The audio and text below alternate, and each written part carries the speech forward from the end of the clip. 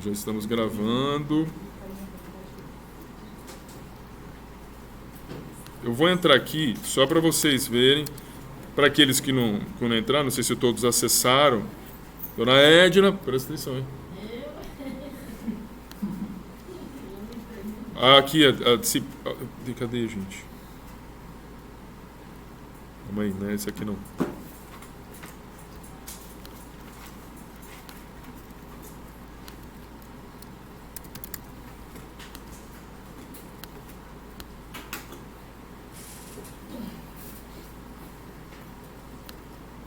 Deixa eu ver se é essa daqui.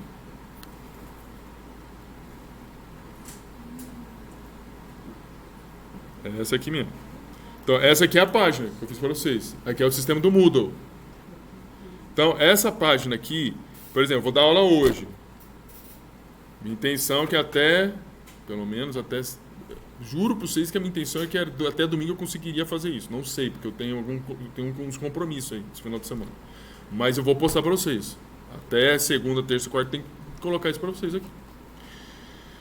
E aí eu vou postar, porque quando eu gravo, eu tenho que colocar no YouTube para depois colocar aqui.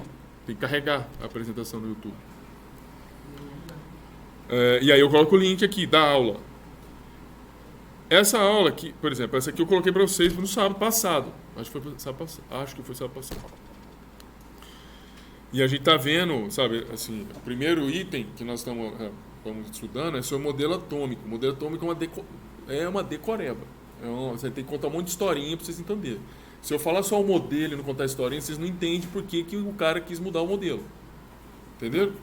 Então tem muita coisa aqui que é mais história do que necessariamente o conteúdo, mas eu preciso contar a história.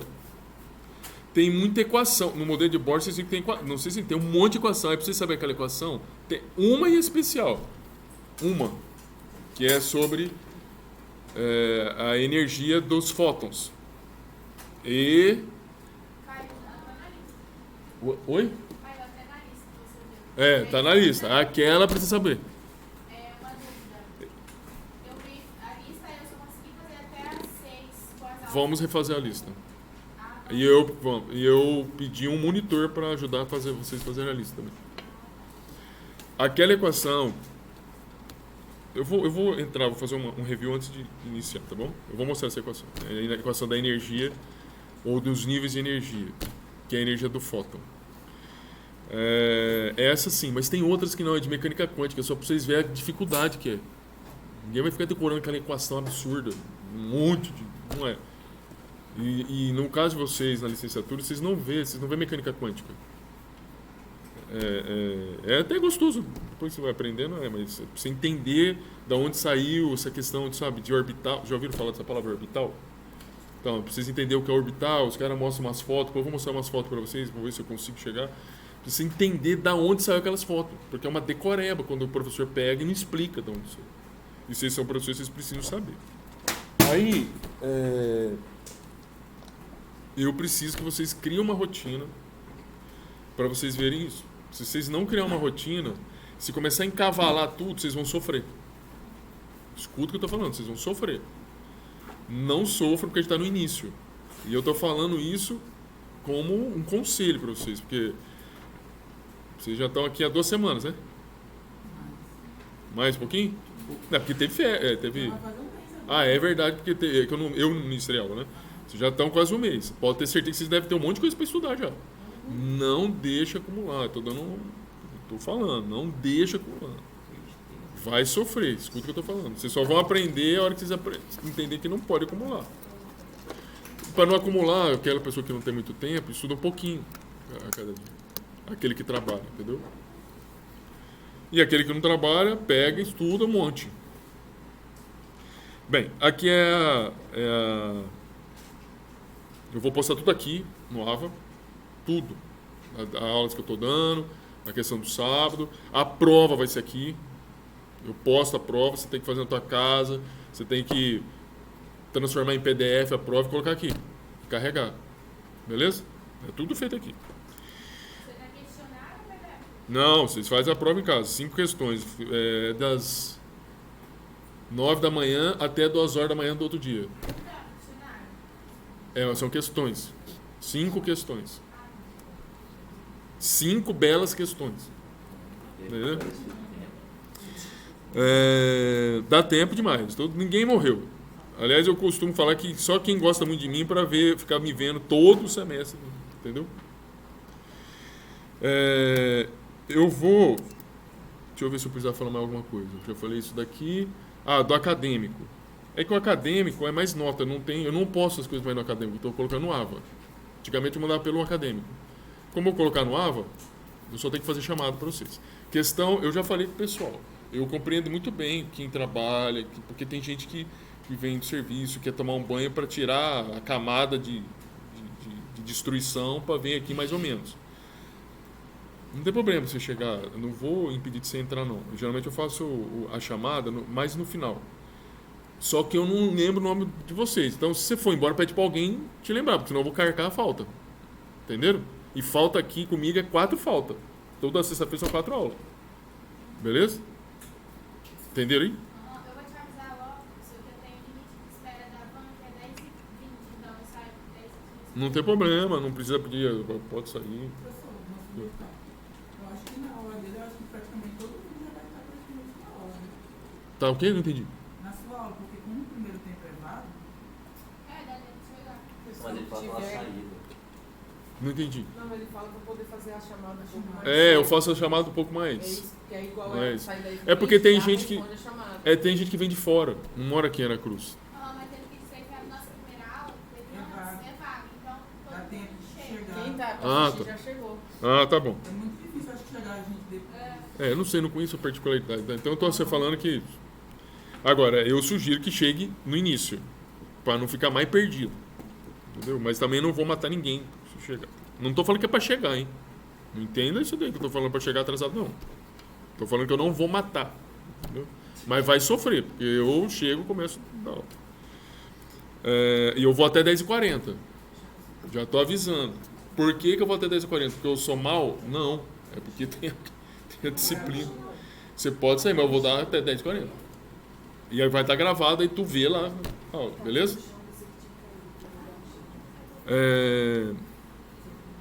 Vamos lá. Deixa eu ver se continua gravando. Vamos ver aqui. Não.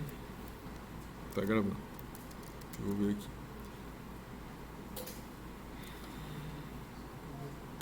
Eu vou fazer um remember. Vou relembrar um pouquinho umas coisas aqui para vocês. E aí a gente vai... Eu vou para frente. Olha só. Cadê o board aqui? Aqui. Olha só. Na aula passada, que faz tempo que nós fizemos, na aula passada, a gente viu 3 modelos. 3 modelos atômicos.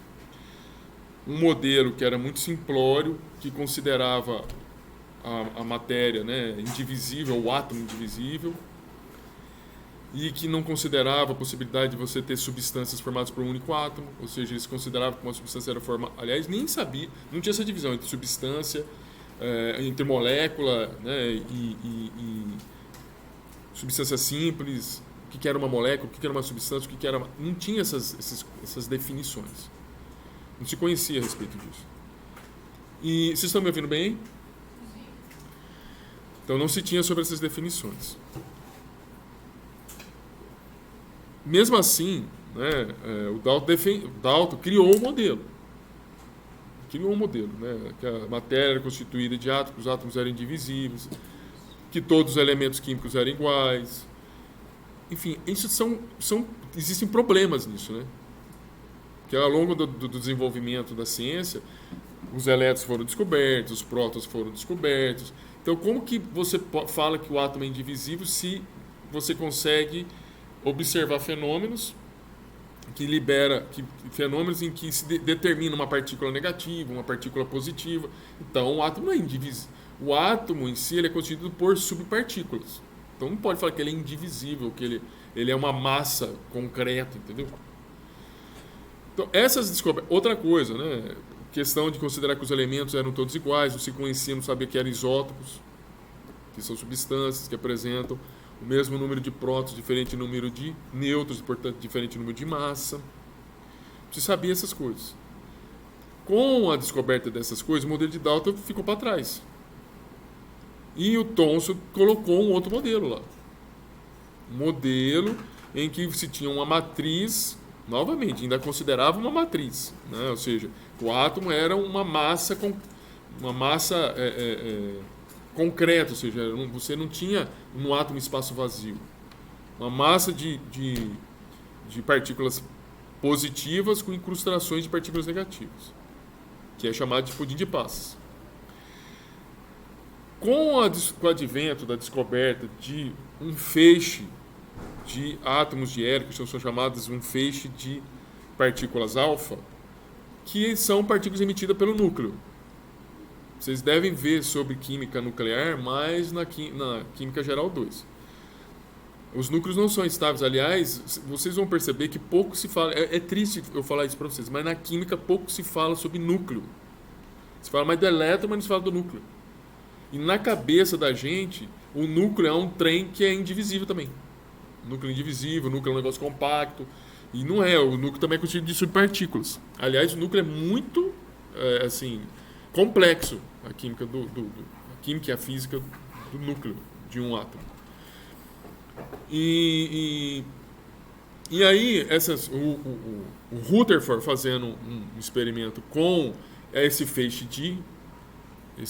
de partículas alfa, ele colocou uma placa de ouro na frente e venhamos e convenhamos, se o átomo realmente é maciço, não tem espaço vazio, e o átomo é indivisível, né, maciço, e se você coloca uma placa na frente de um feixe como esse, o feixe não era para atravessar essa placa, não era, mas atravessou, desviou, o feixe também sofreu desvio e também refletiu, bateu na placa e voltou.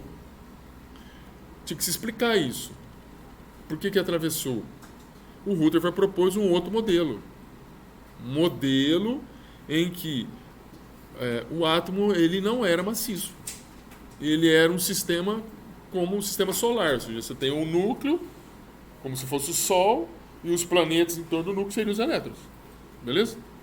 Ele propôs isso. É o modelo de Rutherford. O problema do modelo de Rutherford é que o modelo de Rutherford não explicava muita coisa. Pensa bem, você tem... Acho que vocês já ouviram falar que partículas de sinais diferentes se atraem. Se colocar... Eu tenho a impressão que vocês nunca fizeram isso, eu já fiz isso. Ligar cabos de maneira errada na bateria de um carro. Filho, sai faísca. Filho. Sai faísca. Só isso, só? Não pode acontecer outras coisas também. Eu sou mecânica, não faz nada do carro, tem problema. Então. Então, assim, não... Por quê? Porque cargas positivas com cargas negativas se atraem. Uma hora que você colocar cargas negativas com carga negativa ou positiva, vai dar ruim. Vai dar ruim. Então, por que eu estou falando isso? Quando você tem num átomo, você tem elétrons que estão se movimentando em torno do núcleo, é muito difícil você não imaginar que esse elétron não era para se chocar com o núcleo. O modelo não falava nada disso, mas é muito difícil você não imaginar que o elétron não se chocaria com o núcleo. E mesmo que o elétron ficasse perambulando para lá e para cá, qualquer movimento ou qualquer alteração de movimento faria o elétron perder energia. Se você não entende o que eu estou falando, você imagina que você está andando em linha reta e vem uma pessoa e tromba com você. Você não vai perder energia, você vai diminuir um pouco sua velocidade. É isso que eu estou falando.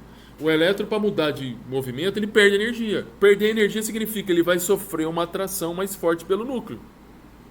Fatalmente ele ia colidir com o núcleo. E ele não colide. Nesse caso, a gente teria que saber a carga do núcleo? Positiva. Sempre. E ele não colide com o núcleo. Sempre. Mas é que no núcleo, talvez na sua cabeça, é porque no núcleo ele pode emitir partícula negativa. Mas é um processo de decomposição do núcleo. Beleza? Mas o núcleo é positivo. Um depende do outro, então, se uma é negativo e positivo, pra... Por que não se chocava? A questão é o seguinte, por que não se chocava? Ele não explicava por que não se chocava. Por que o elétron não choca com o núcleo? Não explicava isso. Não explicava. Aí, Ele não explica isso. Ele não explica isso aqui, ó. Porque quando você dá um... Aqui, né, numa lâmpada fluorescente como essa... Vocês já quebraram uma lâmpada dessa aqui? Não tem um pozinho lá dentro? É. Um pozinho lá, é titânio. Mas tem gás aqui também. Se dá uma descarga elétrica num trem desse aqui, por que emite luz? Tem que explicar por que emite luz. Você pega um feixe solar, né, do Sol.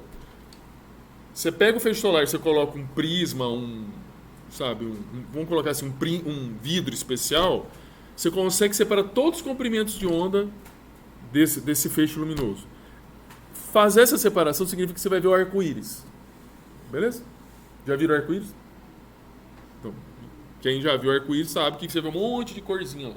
Aquela corzinha é um processo de difração, ou seja, você está separando. É como se tivesse a luz aqui, você faz assim, ó, você abre, ou seja, você vê todos a composição de uma luz branca. Ora, se você pega o feixe solar, você vê todas as cores. Então você vê que a gente fala que é um espectro eletromagnético inteiro na região do visível. Porque a região do visível é pequenininha. Tem outras regiões que a gente não observa. Se você pega, por exemplo, essa luz aqui, ó, você não vai ver isso. Você vê alguns filetinhos de cor. Alguns. E isso muda conforme você tem uma substância. É uma característica da substância. O modelo de Rutherford não explicava isso. Absolutamente não explicava isso. Então, precisava de um outro modelo. Beleza? Precisava de outro modelo. Agora eu vou adentrar na aula que eu coloquei lá para vocês no sábado. Acontece que alguns pesquisadores começaram a observar que se você pegar um feixe luminoso e você incendiar algumas placas metálicas, começava a sair faísca, a depender da energia da luz. Essa lâmpada tem uma potência. Você sabe que tem laser que corta. Tem laser que corta a placa, chapa metálica. Tamanha a energia do laser. Se eu pegar esse laser e mirar em você, tu tá ferrado. Aí eu vou te queimar inteiro. Então, assim, dependendo da energia luminosa, eles iam sair faísca. Mas por que sai faísca? Entendeu? Não sabia por que sai faísca. E que é isso? Por que sai faísca? O Thomson, primeiro quem viu isso aí foi o Hertz. O Hertz, né, que é a unidade de frequência. O Thomson fez um postulado chamado de efeito fotoelétrico. Ou seja, é a capacidade que a luz tem de agir como partícula. Alguém imagina, porque tem gente que nunca viu, uma luz causar um processo de retirada de elétron de uma superfície metálica. Eu coloquei um vídeo para vocês. Viram o vídeo? Vou colocar o vídeo aqui para vocês. O professor vai pegar, vocês vão verificar daqui a pouquinho, eu vou colocar. O professor vai pegar, eu chamo eletroscópio. Ele vai... Isso aqui eu estou contando historinha, viu? Vai pegar o eletroscópio. Ele vai atritar um bastão de plástico. Quando ele atrita, ele torna aquele bastão carregado. Aí ele vai, num dos processos, ele encosta o bastão lá, no eletroscópio. É metal. As cargas vão passar lá pro eletroscópio. O eletroscópio é um aparelho metálico. É um metal. Ele tem ele é uma circunferência e ele tem uma placa metálica fininha que está no meio dessa circunferência. Só que ela é móvel. Você imagina o seguinte, quando eu transfiro essas cargas metálicas para o eletroscópio, eu transferi alguma carga. Você nem sabe se é positivo ou negativo, eu transferi alguma carga. Como que uma placa vai ficar encostada em outra placa se positivo com positivo ou negativo com negativo não dá conta? Não pode isso. Aí você vai ver a placa se movimentar, ela não vai querer encostar uma placa na outra. E isso é sinal que o eletroscópio está carregado. Entenderam aí? É isso que vai mostrar. Ele vai pegar uma luz, é uma luz de ultravioleta, tem mais energia do que essa aqui, vai mirar num eletroscópio, numa placa metálica, e aí você vai ver a placa se movimentando e aproximando da outra chapa metálica. Ou seja, o que ele está fazendo? Tirando elétron daquele eletroscópio. Beleza? Então, isso é um processo que é chamado de fotoelétrico. É uma propriedade da luz, é uma propriedade de partícula da luz. Como que a luz pode tirar um elétron? Entenderam aí? Está tirando elétron. É uma propriedade de partícula. Veja bem. Então, é isso que eu estou falando aqui. A luz incide na superfície, retira um elétron, e aí o eletroscópio... veja bem, mas não é assim não. Tira qualquer elétron. Quando eu falo não é assim não tira qualquer elétron, o Rutherford não sabia disso. E o Bohr tentou explicar isso, porque não é qualquer energia que tira o elétron. Beleza? Vocês já vão entender daqui a pouco, mas eu já estou adiantando. Não é qualquer energia. Tanto é que eu falei para vocês, se eu pegar uma lâmpada como essa aqui, eu não vou conseguir tirar o elétron do eletroscópio. Tem que ter mais energia. Aí ele pegou o quê? Na região do ultravioleta. Tem mais energia do que essa lâmpada. Uma aplicação disso, do efeito fotoelétrico. Provavelmente na rua de vocês tem um poste lá que acende toda noite. Ninguém vai lá e aperta o botão para acender lá o poste. Existe lá naquele poste uma célula fotovoltaica.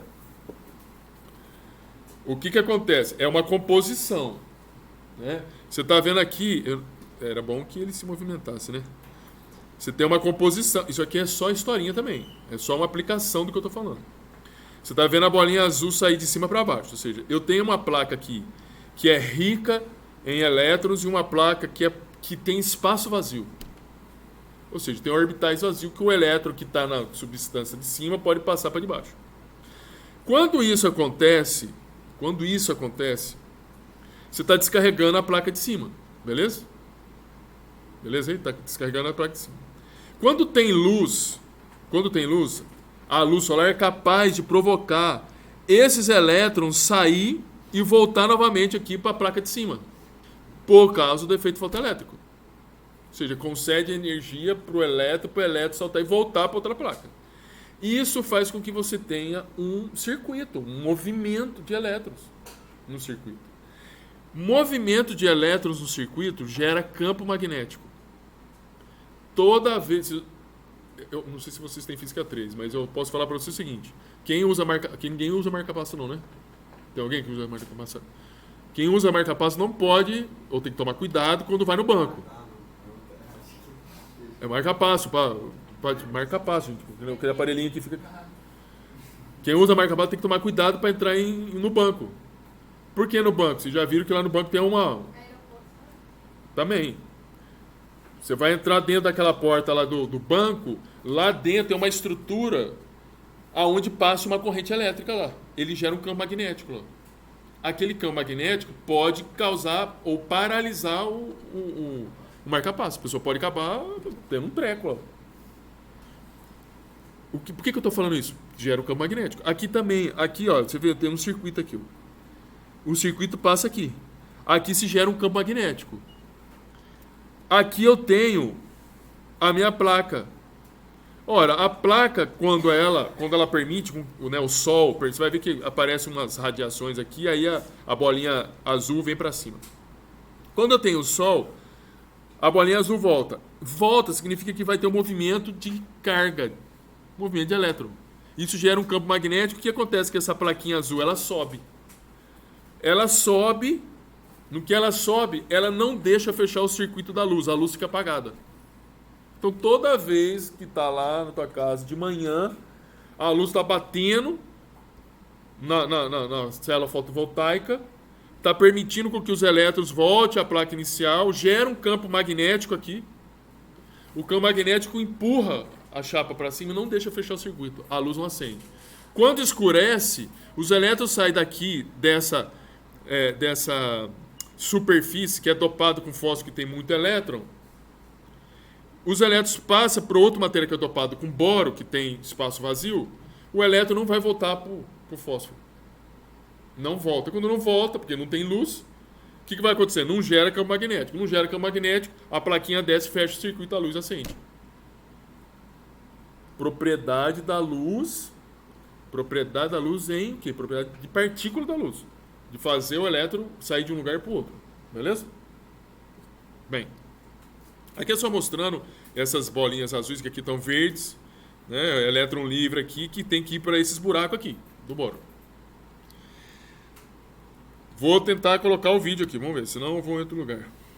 O problema é que o áudio do meu computador não é bom, não. E o áudio aqui também não é bom, não. Cadê o meu assistente? Calma aí. Mas também não tem problema ele falar que isso aqui eu falo para vocês, o que ele está fazendo. Não, pode ficar tranquilo. Pode ficar tranquilo. Deixa eu só colocar o vídeo aqui.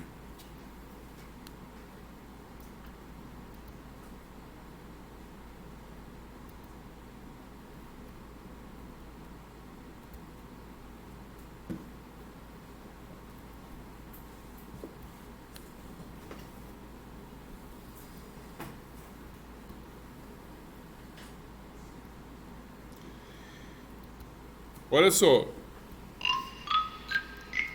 É o máximo que dá no que eu consigo. O que ele vai falar aqui, ó? Isso aqui é o eletroscópio. Material empregado no eletroscópio, aqui à minha esquerda. Ele vai colocar, ele vai pegar uma superfície metálica, ele vai limpar a superfície metálica para tirar resíduo de... Calma aí, deixa eu apontar aqui para você, né? Ele vai pegar... Depois vocês vão assistir. Ele vai pegar uma pá de aço, vai atritar também, vai passar numa superfície metálica esférica, vai colocar aqui na parte de cima, na parte de cima. Deixa eu... Aqui é o máximo. E vê, ele está tritando. O que ele está fazendo? Ele está tirando camada de óxido, ou seja, o metal geralmente oxida. Né? O portão da gente oxida também. Então ele está tirando essa camada, colocou aqui no eletroscópio, vai atritar a barra, que eu falei para vocês. Aqui ele está criando carga, está carregando aqui. E ele, aí, tá vendo? Olha o que aconteceu. Ele encostou, ele foi muito rápido. Ele vai mostrar depois, tá? Ele vai encostar lá na circunferência. Ele vai pegar a lâmpada e vai jogar ali, ó, na placa. Olha o que vai acontecer aqui, ó. Ele vai muito lentamente, ele vai voltando muito lentamente. E esse muito lentamente depende da energia da luz. Tá, ó, ele vai, ó, ele acendeu a luz, olha, ó. Vocês estão percebendo aqui, ó, que tá levantada a placa? Por que está levantada? Porque está carregado. Negativo ou positivo a gente não sabe. Agora ele vai pegar essa luz e vai jogar lá. A lâmpada ligada do disco. Olha ali, ó. Vocês percebem que o eletroscópio se descarrega rapidamente. Entenderam? Beleza? Depois ele vai... Descarregou. Ele tirou o elétron por causa da luz. Agora ele vai fazer diferente. Ó, ele não encostou, ele aproximou. Ele aproximou só, ele colocou o dedo. Ó. E ele vai puxar, ele não encostou a barra. Ó, tá vendo o que ele fez? Ele não encostou a barra. Ele atritou a barra. No primeiro ele atritou a barra, ele encostou. Lá na circunferência. Aqui. Ele encostou na circunferência. Na segunda ele atritou, ele só aproximou. Só aproximou. E encostou um dedo da outra mão no aparelho. Então ele está fechando o circuito com a terra. Entendeu? Ele está fechando o circuito com a terra e ele está fechando o circuito aproximando o bastão. Ele não sabe se o bastão lá está positivo ou negativo. Ele está com o pé dele lá no chão, encostou o dedo lá no aparelho e aproximou o bastão que deve estar carregado com alguma outra carga. Veja que carregou novamente, ó. Beleza? Veja. Ah, por isso que vocês não estão vendo direito, pô.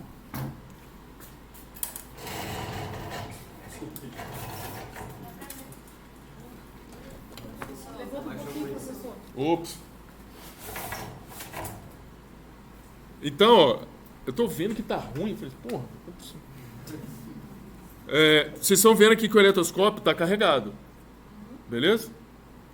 Aí vai continuar. O eletoscópio está carregado. Eu vou ligar a lâmpada.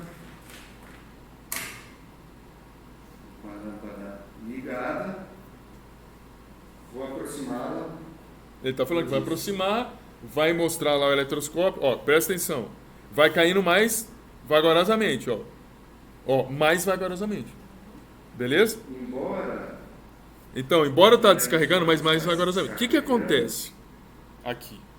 Em ambos os casos. No primeiro, aí ele vai falar, por que isso acontece? Ele explica. Depois vocês dão uma olhada lá. Coloquei esse vídeo lá para vocês olhar. Por que acontece isso? Quando você atrita no bastão, você está carregando negativamente o bastão. Se tu passares o bastão no teu cabelo, vai atritar negativamente. Se tu tá achando que eu estou mentindo, pega um pente na tua casa, atritar você pode passar no seu cabelo. Passa lá o pente no cabelo, coloca uns pedacinhos de papel, picadinho, pequenininho, encosta o pente no papel, você vai ver o que vai acontecer. Depois você me conta. Não pode ser um papelzão. Um papelzinho, corta bem pequenininho, pequenininho é pequenininho. Coloca lá, passa no cabelo assim, encosta, você vai ver o que vai acontecer. É eletrostático, ou seja, o pente vai ficar carregado negativamente. Bem, está carregado negativamente, ele vai lá com a luz, ele vai tirar os elétrons que estão lá, vai descarregar o eletroscópio. No outro sistema que ele fez, ele não encostou, a Terra ela é carregada positivamente. A hora que ele coloca o dedo no eletroscópio e aproxima a barra negativa, ele fecha o circuito, ou seja, o positivo vai ser atraído pelo negativo.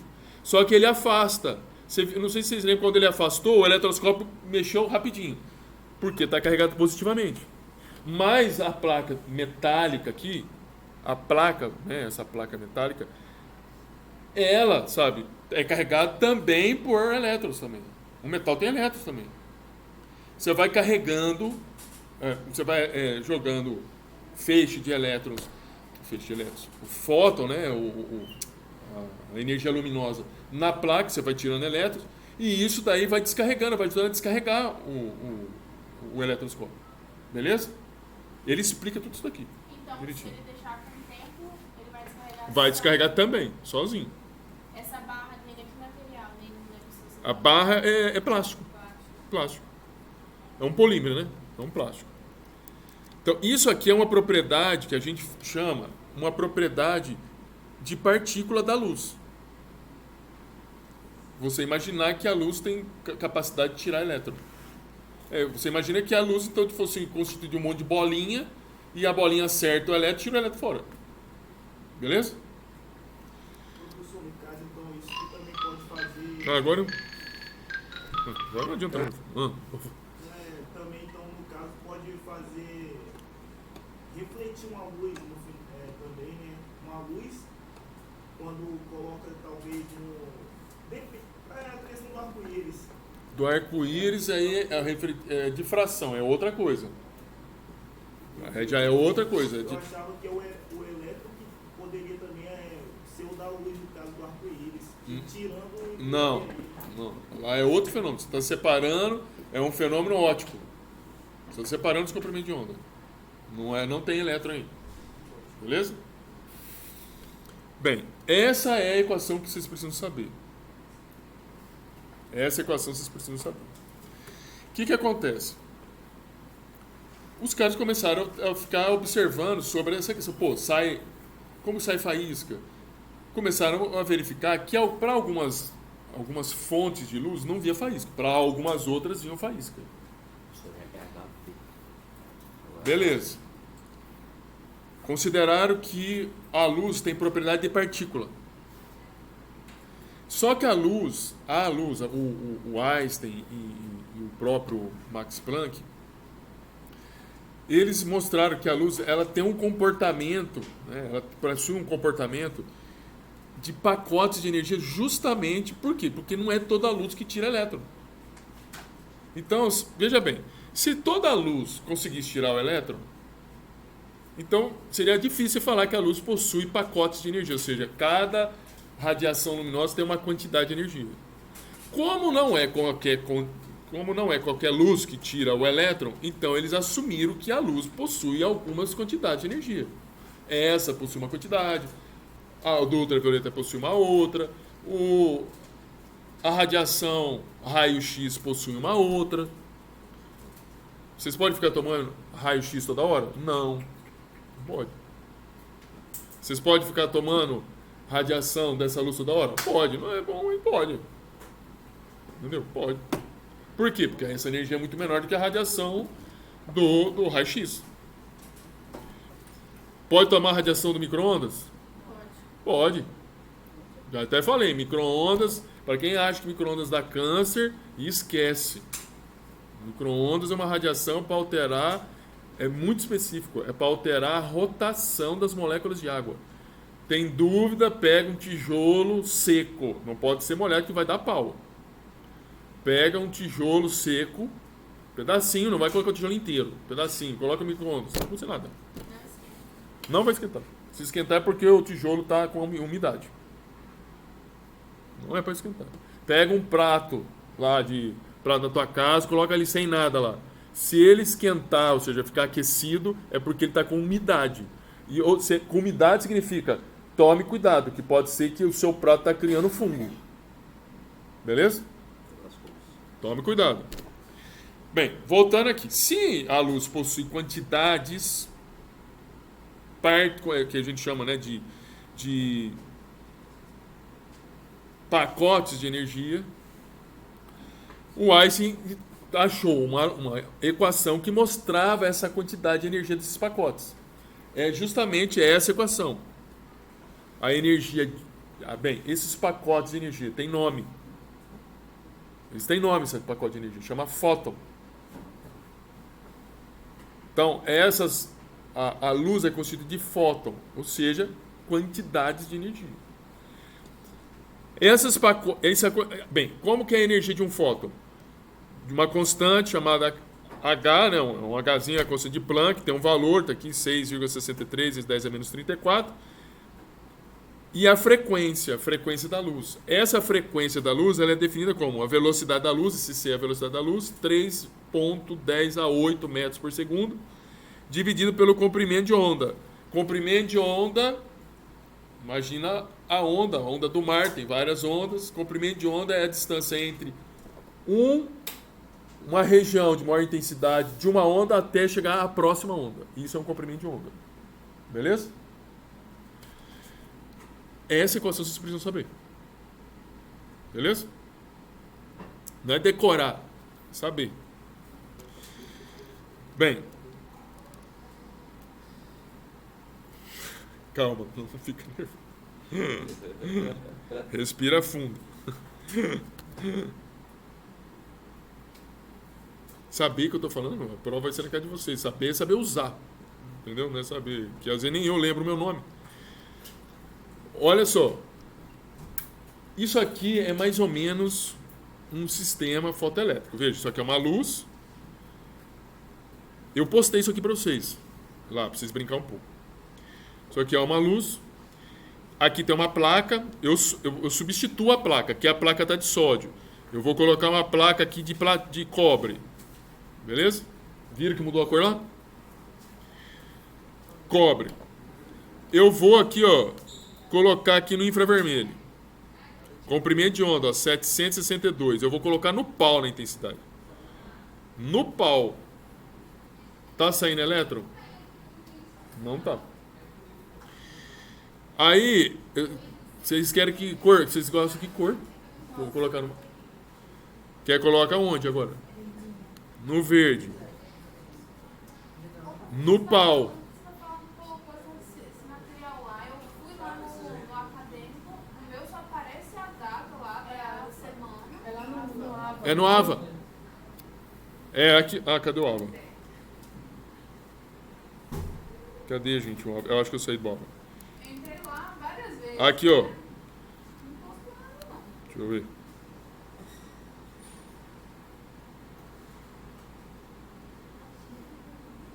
Tá todos os vídeos aqui. Eu acho que esse aqui eu não coloquei, não. Eu posto aqui por essa brincadeirinha aqui pra vocês. Tá dentro do vídeo aula que você fez. Mas tá, é. Aí, veja bem, ó. Tá saindo elétron? Não tá. Agora eu vou colocar no pau mesmo. Ah, o que é esse negócio do pau? Veja, no pau significa que eu estou falando do ultravioleta. Veja que não tem cor. Ó. Por que não tem cor? Porque a gente não enxerga no ultravioleta. Essas outras cores aqui, ó, do violeta até o vermelho a gente enxerga, que é da região do visível. No ultravioleta significa que tem mais energia. Ó, 100 nanômetros. Percebe que eu estou saindo aqui, ó, de 700. É sempre ao contrário o comprimento. Ó, a equação aqui. Cadê? Veja bem a equação. Energia inversamente proporcional ao comprimento de onda. Quanto maior o comprimento de onda, menor a energia. Se o comprimento de onda for menor, maior a energia. Se o comprimento de onda for maior, menor. É sempre ao contrário. Sempre. Ou seja, eu estou falando isso seguinte. Como é sempre menor, é sempre ao contrário, quanto maior o comprimento de onda, então menor a energia, vou voltar aqui. Olha aqui o comprimento de onda. 800 nanômetros. Eu vi lá, quanto maior o comprimento de onda, menor a energia, beleza? Ó, ele tá aqui, ó, não tá saindo elétron. Aí eu vou lá 100 nanômetros. Menor comprimento de onda, maior energia. Olha o que aconteceu. Saiu os elétrons. Beleza? Bem, aqui é só para brincar. Aqui é só para vocês verem o seguinte. Aqui tem uma bateria. Uma bateria. Eu vou ligar essa bateria, tem polo positivo e polo negativo. Vou carregar aqui, liguei a bateria. Dá uma olhada. Quando eu liguei a bateria para esse lado, aqui ficou positivo, aqui ficou negativo. Conclusão. Os elétrons vão para onde? O elétron é carga negativa, né? Vai para carga positiva. Eu coloquei 2 eletrodos, eu coloquei carga positiva aqui. Os elétrons vão mais rápido. Tem uma diferença aqui, ó. Aqui está negativo, aqui está positivo. Então a tendência dos elétrons vai andar mais rápido. Beleza? Agora eu vou inverter a bateria, ou seja, onde está aqui, vocês não estão vendo que está muito pequenininho. Aqui está negativo, aqui está positivo. O vermelhinho é positivo. Eu vou inverter. Percebe? Ah, mas por que acontece isso? Ué, o elétron é negativo, eu estou carregando o eletrodo positivo, o elétron vai querer voltar para trás. Beleza? É para vocês brincarem, porque cada substância que você colocar aqui vai funcionar em relação à quantidade de energia, se o elétron vai sair ou não vai sair. No caso, isso aí é do cobre. Isso aí é do cobre. Voltemos. Tudo bem aí?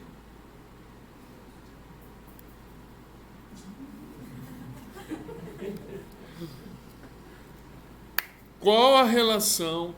As perguntas. Qual a relação entre a energia de um elétron e o comprimento de onda da luz emitida por um átomo? Qual é essa relação?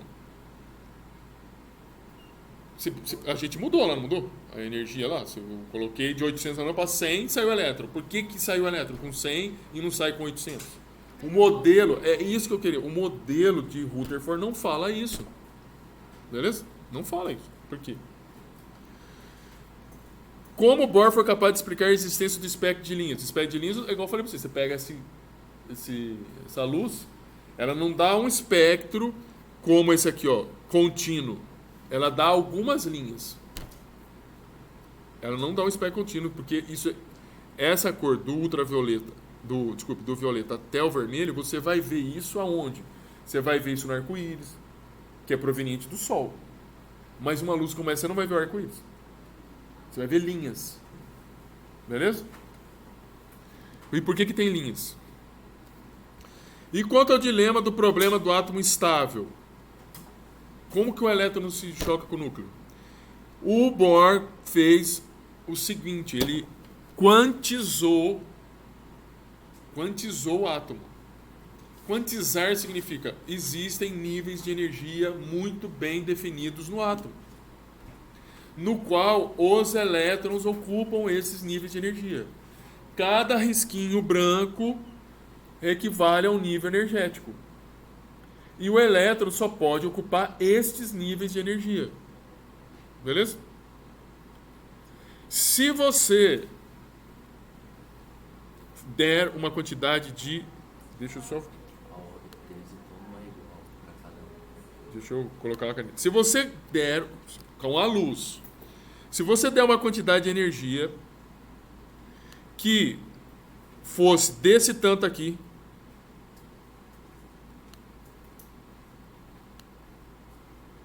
o elétron... Bem, antes de eu falar isso, na nossa vida, você consegue permanecer num estado de excitação durante muito tempo? Excitação significa o seguinte: se alguém ficar tirando você do sério, se viver muito tempo num estado de nervoso, tu vai ficar doente. A gente não nasceu para ficar num estado de excitação. Seja excitação que você está pensando, seja excitação de passar nervoso. Ninguém nasceu para ficar desse jeito. Por quê? Porque as próprias moléculas também não nasceram para ficar num estado excitado. Eles sempre querem estado fundamental. Ficar em paz, que a gente fala, entendeu? O estado fundamental é ficar em paz. Aqui os elétrons... Ficar em paz significa que os elétrons vão ficar no nível fundamental, no primeiro nível de energia. Se eu, voltando aqui, se eu desse uma quantidade de energia para excitar qualquer átomo e tirar o elétron daqui para algum outro nível de energia, mas o nível de energia da luz dada fosse aqui na ponta da seta, o elétron não sairia do nível N1. Por que não sairia? Porque para ele sair de um nível de energia, eu preciso dar essa quantidade de energia aqui, por exemplo, se eu quisesse ir para o N2. Ou eu teria que dar essa quantidade de energia aqui, ó, para ir para o N3. Ou eu teria que dar essa quantidade de energia para ir para o N4. Só completo. Só completo, entenderam? Isso aí é aquelas camadas de Linus Pauling lá, né? É, vamos chegar lá, é isso.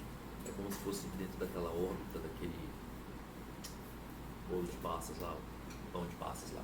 Cada um tivesse uma velocidade. Os elétrons estão todos aqui, ó. Sim. Então aí cada um, dentro daquela órbita, cada um está numa velocidade. Isso evita que eles se choquem. Não, calma aí, tem mais um pouquinho. Cada um está num nível. Calma aí, a gente vou mostrar. Isso. Ainda não mostrei, calma aí. Aqui eu só estou mostrando que ele quantizou. Ele está falando que os elétrons possuem quantidades muito bem definidas de energia. É porque... Eu vou falar aqui para vocês, vou adiantar. Ele justificou que os elétrons não se chocavam com os núcleos porque os elétrons apresentavam um movimento também muito bem definido em torno do núcleo. Muito bem definido significa você tem elétrons que ocupam determinadas energias e essas energias concedem ao elétron a possibilidade de desenvolver um movimento, uma trajetória na forma de uma circunferência em torno do núcleo. Beleza? Perceba uma coisa. Quando ele fala que o elétron desenvolve um movimento muito bem estabelecido em torno do núcleo, ele está colocando uma limitação. Porque o elétron que está na camada M vai ficar circulando só aqui na camada M. Beleza? O elétron que está aqui na camada L só vai ficar perambulando aqui na camada L. Ele justificou, então, que os elétrons não se chocariam com o núcleo, porque o elétron desenvolve uma trajetória muito bem definida nesses níveis energéticos, beleza? E aí ele não ia se chocar. Para que o elétron pudesse sair do nível N1, que está mais próximo do núcleo, seria necessário que você desse a quantidade de energia que separa um nível do outro. Beleza? Compreenderam aí? Por quê? Porque a quantidade de energia do elétron ela é quantizada. O elétron não possui qualquer energia. Ele possui uma energia muito bem definida. Tudo bem? Bem, o problema todo é o seguinte, é como eu falei para vocês. Nós não vivemos num estado de excitação durante muito tempo. O que acontece? Em geral, pode prestar atenção nisso. Geralmente a gente entra num estado de excitação, por bem ou por mal. Por bem significa que você fica aí todo serelepe. Por mal significa que você está com algum problema, por exemplo, de família, alguma coisa assim. Quando você resolve o problema, tu fica doente. Pode verificar. Geralmente você fica doente. Você pega uma infecção, pega uma dor de garganta, ou você fica meio deprê, cansado. Por que acontece isso? Porque tu descarrega. É o átomo que está excitado, o elétron volta ele sai do estado excitado e volta para o estado fundamental. Quando ele volta para o estado fundamental, ele libera energia. Ele libera energia na forma de luz. Então essa luz que a gente está vendo é o elétron que está voltando para o estado fundamental, liberando energia luminosa. Beleza? Ah, que energia? A energia que ele ganhou por causa da descarga elétrica. Deram uma descarga elétrica, o elétron absorveu essa energia elétrica e transformou essa energia elétrica em energia luminosa. No caso, seria o tempo de ligar e depois manter ela ligada. Manter. Se desligar a carga, não vai ter mais energia. No nosso caso, nós estamos no estado excitado no pau. Quando você volta para o estado fundamental, tudo libera energia. Aí, se você tem um sistema de defesa do seu organismo está meio debilitado, tu fica doente.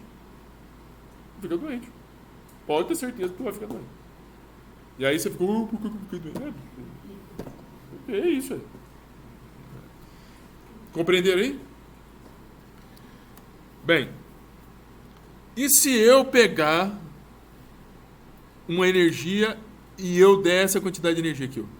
Vamos supor que aqui, ó, esse N aqui significa um N infinito, ou seja, uma quantidade de níveis de energia. Eu estou no último nível energético. Eu dou uma quantidade de energia que ultrapassa. Aí eu vou provocar um negócio que se chama ionização. O elétron vai embora do átomo. Beleza? Então, enquanto eu dou energia para o elétron, que ele não sai fora dos níveis energéticos, ele não vai, se não for a quantidade de energia, ele não vai sair do estado fundamental. Se eu der uma quantidade de energia suficiente para ele desgarrar, porque, só para vocês entenderem o seguinte, aqui são os níveis de energia. O núcleo está mais ou menos aqui, ó. Um núcleo. Beleza? Núcleo, carga positiva.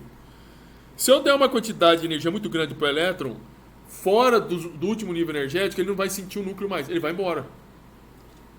Beleza? Agora, se eu der uma quantidade de energia que vai até o último nível, o elétron vai ficar lá, disponível, um pouquinho mais de energia para sair do átomo. Beleza? Tudo bem aí? Aquela água ionizada é uma água então isenta de elétrons? Uma água ionizada, se ela for ionizada mesmo, é uma água que teria menos elétrons. Menos? Menos. Mas não isenta. Não isenta.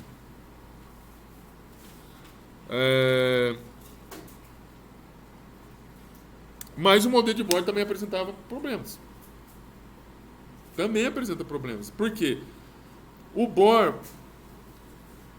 quando ele fala que ele define essas órbitas muito bem definidas ao redor do núcleo, ele tá falando que os elétrons não conseguem... Veja, você tem espaços vazios aqui, né? Entre um nível e o outro. Ele está falando que não tem elétron nesses espaços vazios. Beleza? Ele está falando.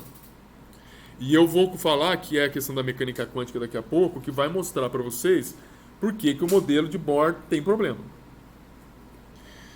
Então primeiro, ele considerava que os elétrons eles desenvolviam essa trajetória muito bem definida. Isso não é verdade. Eu vou mostrar para vocês isso. Por que não é verdade? Não dá para explicar agora, porque eu preciso falar mais um pouco de algumas coisas. Só funcionava o modelo dele para o átomo de hidrogênio. Gente, átomo de hidrogênio tem um elétron. Um elétron. Quando eu tenho hélio, eu tenho 2 elétrons. O que acontece quando eu tenho 2 elétrons? Energia repulsiva. Negativo com negativo dá pau. Beleza? Ele não levou em conta isso. O Bohr, ele introduziu aqui postulados sem comprovação matemática. Então, assim, esse tipo de coisas, por mais que ele faça um cálculo matemático, a física do Newton, que a gente fala a física newtoniana, eu já falei na aula passada. Quando vocês vão entender daqui a pouquinho o que eu vou falar agora. Trabalhar com coisas pequenas não dá para usar a física de Newton. Trabalhar com coisas grandes dá, mas coisas pequenas não. Então eu preciso de uma outra física. Eu preciso da mecânica quântica. para trabalhar com coisas pequenas. Porque só aí nós vamos entender e poder estudar, por exemplo, elétrons, prótons. Não dá para usar mecânica quântica, mecânica newtoniana, para falar de elétron, porque elétron é pequenininho e muito leve. Beleza? Bem, não faça isso, meu filho.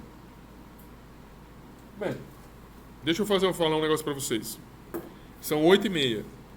Vou dar 15 minutos para vocês comerem, porque senão vai fechar lá. E daqui a pouco vocês voltam. 15 minutos, hein? E eu vou encerrar aqui a primeira parte da aula. Encerrado.